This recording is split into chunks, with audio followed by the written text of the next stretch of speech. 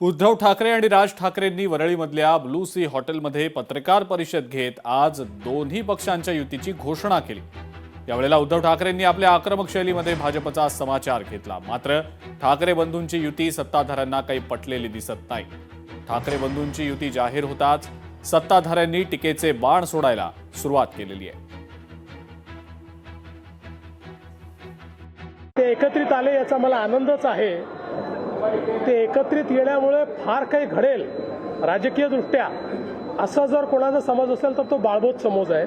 काही माध्यमं तर असं दाखवत होते की जणू काही रशिया आणि युक्रेनचीच युती होते। तिकडनं झेलेन्स्की निघाले। ज्या प्रकारे मुंबईकरांचा विश्वासघात या मंडळींनी सातत्याने केलाय, ज्या प्रकारे मराठी माणसाला मुंबईच्या बाहेर घालवण्याचं काम आणि पाप यांनी केलेलं आहे, ते मराठी माणूस यांच्या सोबत नाही। यांचा ट्रॅक रेकॉर्ड हा केवळ भ्रष्टाचाराचा आहे। यांचा ट्रॅक रेकॉर्ड हा केवळ स्वहिताचा आहे। मुंबई महानगरपालिकेच्या बाहेर ना उद्धव ठाकरे आहे ना राज ठाकरे। त्याच्यामुळे मला असं वाटत नाही की विदर्भात किंवा अन्य बाकी याच्यामध्ये याचा खूप परिणाम होईल। त्यामुळे आम्हाला त्याची चिंता करायची गरज नाही। आणि मुंबई महानगरपालिकेमध्ये सुद्धा या युतीचा यत्किंचितही परिणाम होणार नाही, कारण मुंबई महानगरपालिकेचं बजेट पाहूनच ही युती झालेली आहे। ही युती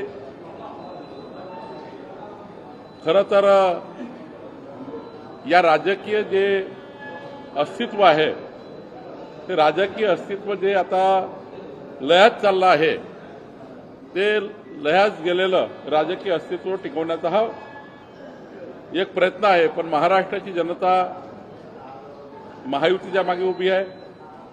महाराष्ट्राची जनता ही विकसित मुंबई, विकसित महाराष्ट्राकरता मतदान करणार आहे। युतीची चर्चा आपण मला वाटते की आपण सगळे जास्त प्रमाणात त्यांना फुटेज देण्याचा प्रयत्न करत आहे। दोन भाऊ एक येत आहे, खूप चांगली बाब आहे। पण युतीमध्ये ॲज ए फॅमिली ते एक होत आहे, ते वेगळी गोष्ट आहे। पण ॲज ए राजकीय जे ते एक होत आहे, त्यांनी हे पाहून घ्या की उद्धव ठाकरेजींचे नगर परिषद नगर पंचायतमध्ये जे त्यांचे नंबर्स आले आहे, ज्यांच्या मुख्यमंत्री बनला या महाराष्ट्रामध्ये, जे मुख्यमंत्री बनवण्याची ताकद ठेवत होते जी पक्ष, आज सगळ्यात शेवट नंबर त्यांच्या नगर परिषद नगर पंचायतमध्ये लागत आहे। उद्धव साहेब आणि राज साहेबांची जी युती झाली, खऱ्या अर्थानं महानगरपालिकेच्या निवडणुकीच्या दृष्टिकोनातून झालेली ती एक युती आहे। युतीमध्ये त्यांनी करावी की नाही करावी यावर आमचा काही आक्षेप नाही किंवा आम्हाला त्यात वाईट वाटण्यासारखं काही नाही। परंतु त्यांचे जर वक्तव्य जर पाहिले, मराठी माणसासाठी आम्ही एकत्रित आलो, तर गेल्या 25 वर्ष मराठी माणूस होता कुठे?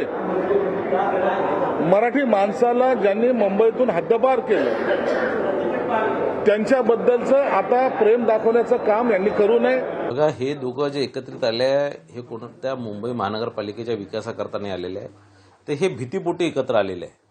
हे दोघं ज्या प्रकारे विधानसभेच्या निवडणुकीमध्ये उबाठा आणि मनसेचे हाल महाराष्ट्राच्या जनतेने केले, त्याच प्रकारे आता नुकत्याच झालेल्या नगर परिषदेच्या निवडणुकीमध्ये ज्या प्रकारे या पक्षांचे हाल महाराष्ट्राच्या जनतेने केलेले आहे, आणि म्हणून भीतीपोटी हे दोघं एकत्रित आले।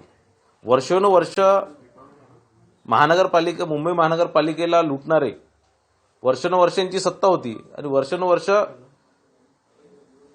ही सत्ता आता जी हातात वर्षानुवर्ष सत्ता आली आणि त्याचं मलिंदा खाण्याचं काम यांनी केलं, त्या आता कुठेतरी हे हा जो एक इन्कमचा सोर्स होता हा कुठे बंद झाला नाही पाहिजे, आणि म्हणून हे दोघं एकत्रित आलेले आहे। उद्धव साहेब आणि राज साहेबांची जी युती झाली,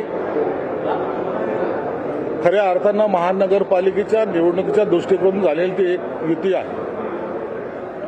युतीमध्ये त्यांनी करावी की नाही करावी यावर आमचा काही आक्षेप नाही किंवा आम्हाला त्यात वाईट वाटण्यासारखं काही नाही। परंतु त्यांचे जर वक्तव्य जर पाहिले, मराठी माणसासाठी आम्ही एकत्रित आलो, तर गेल्या 25 वर्ष मराठी माणूस होता कुठे?